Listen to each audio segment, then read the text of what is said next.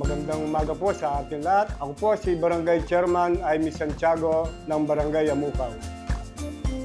Kami po dito sa Barangay Yamukaw ay nagpapasalamat po sa ating buting Mayor Susan Yap sa tulong na binibigay po niya dito sa amin. Lalong-lalo na po ngayon, nagpadala po sila ng medical mission. Malaking tulong po ito sa mga kabarangay ko dito sa amin. Ito po ay nagawa ko nung governor po, kung saan po naghahanda kami ng mga hot meals para sa bata.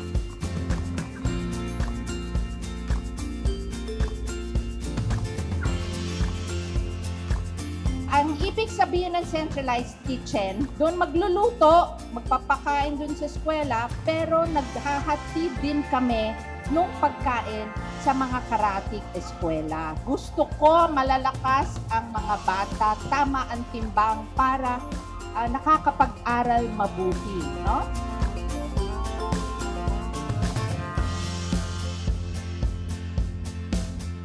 Kami po ay nagsumusuporta sa inyong magandang adhikain para sa ating syudad ng Tarlac City. Mabuhay po kayo, Mayor!